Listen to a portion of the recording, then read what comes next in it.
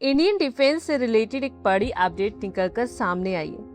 Modern warfare में aerial threat किसी भी देश के लिए सबसे बड़ी चुनौती है। साथ ही समुद्र के रास्ते से भी हर किसी देश को अपनी सुरक्षा को मजबूत करना ही होगा। इसी रास्ते पर भारत भी चल रहा है। भारत भी नए नए मिसाइल्स के आए दिन परीक्षण कर रहा है। मकसद यही है कि चीन और पाकिस्तान जैसे दुश्मनों को जमीन, समुद्र और हवा तीनों तरफ से करारा जवाब दिया जाए।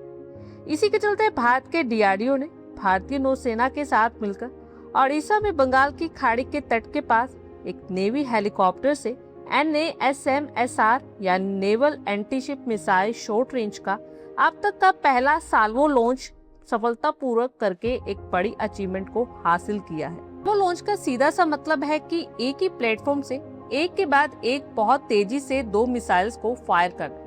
और ये पहली बार हुआ है कि जब इस तरह से एक advance air launch antiship missile system का इस तरह से परीक्षण किया गया है, जो भारत के डिफेंस क्षेत्र के लिए प्राउड की बात है। NASAMS भारत की पहली पूरी तरह से स्वदेशी मिसाइल है, जिसे दुश्मन के जंगी जहाजों पर हमला करने के लिए किसी एयरक्राफ्ट या हेलीकॉप्टर से लॉन्च किया जा सकता है। इसकी सबसे बड़ी स्पेसिफिकेशन इसकी सी स्कीमिंग कैपेबिलिटी है। इसका मतलब ये है कि दुश्मन के रडार की पकड़ से बचने के लिए समुद्र की सतह के बेहद करीब उड़ान भरती है। अब आप ही सोचिए कि कोई मिसाइल समुद्र की लहरों के ठीक ऊपर से गुजर रही हो और दुश्मन की नजरों से ऑलमोस्ट इनविजिबल हो। ये मिसाइल ठीक इसी तरह से उड़ान भरती है। ये मिसाइल 55 किलोमीटर तक की दूरी पर मौजूदा टारगेट्स को भेदने में सक्षम है और फायर एंड फॉरगेट सिस्टम पर बेस्ड है। एक बार लॉन्च होने के बाद ये मिसाइल पायलट से किसी भी एडिशनल डायरेक्शन के बिना अपनी खुद की इंटेलिजेंस का इस्तेमाल करके टारगेट को डिटेक्ट करती है और उसे नष्ट कर देती है। इसे इस तरह के मौसम में, चाहे दिन हो या रात, हर सिचुएशन में काम करने के लिए डिजाइन किया गया है, जो इसे एक्चुअल वॉर सिचुएशन में बेहद भरोसेमंद बनाता है। टेस्टिंग के सभी टारगेट सक्सेसफुली कंप्लीट कर लिए गए हैं और इसका डेटा चांदीपुर स्थित ITR यानी इंटीग्रेटेड टेस्ट रेंज में radar, electro optical system, telemetry के जरिए कलेक्ट किया गया। अपनी साल्वो लॉन्च क्षमता साबित करने के अलावा इन मिसाइल्स ने ये भी दिखाया कि वो किसी जहाज को उसकी वाटर लाइन पर यानी उस जगह पर जहां समुद्र में जहाज मिलता है वहां भी निशाना बना सकती है। इस कमजोर हिस्से पर वार करने से जहाज को सबसे ज्यादा नुकसान पहुंच सकता है और वो बहुत तेजी से डूब सकता है। ये मिसाइल लगभग 100 किलोग्राम का हाई एक्सप्लोजिव वॉरहेड ले जाने में सक्षम है। इस टेस्ट को DRDO के सीनियर साइंटिस्ट, भारतीय नौसेना और भारतीय वायुसेना के अधिकारियों और DCPP यानी डेवलपमेंट कम प्रोडक्शन पार्टनर्स ने साथ मिलकर सहयोग से पूरा किया। इन पार्टनर्स ने मिसाइल के निर्माण में महत्वपूर्ण भूमिका निभाई।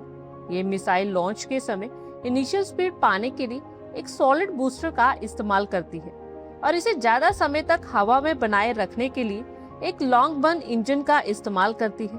और इसके अंदर कई स्मार्ट सिस्टम लगे हैं, जो टारगेट का पता लगाने के लिए एक सीकर, एक इंटीग्रेटेड एवियोनिक मॉड्यूल है जो मिसाइल के माइंड की तरह काम करती है, और एक एडवांस नेविगेशन सिस्टम भी लगा है जो fibre optic gyroscope based inertial navigation system और रेडियो अल्टीमीटर का इस्तेमाल करती है।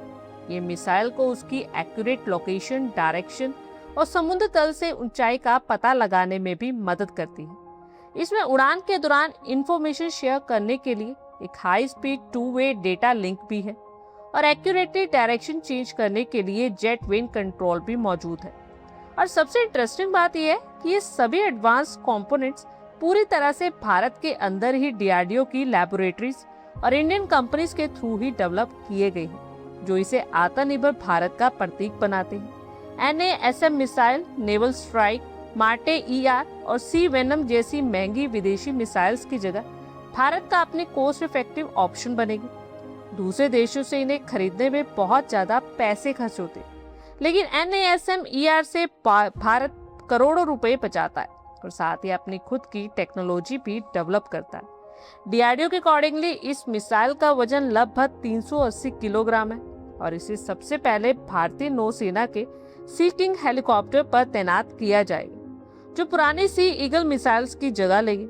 चूंकि सी किंग हेलीकॉप्टर्स पुराने हो रहे हैं और रिटायरमेंट के करीब हैं, इसलिए होप है कि इस नई स्वदेशी मिसाइल को फ्यूचर के नौसेना के हेलीकॉप्टर पर लगाया जाएगा। जिससे भारत को लंबे समय तक रणनीतिक बढ़त भी मिलेगी।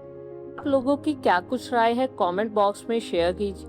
आई होप आपको हमारी ये वीडियो अच्छी लगी होगी और आगे भी इसी तरह के अपडेट्स के लिए हमारे चैनल को जरूर सब्सक्राइब करें। धन्यवाद।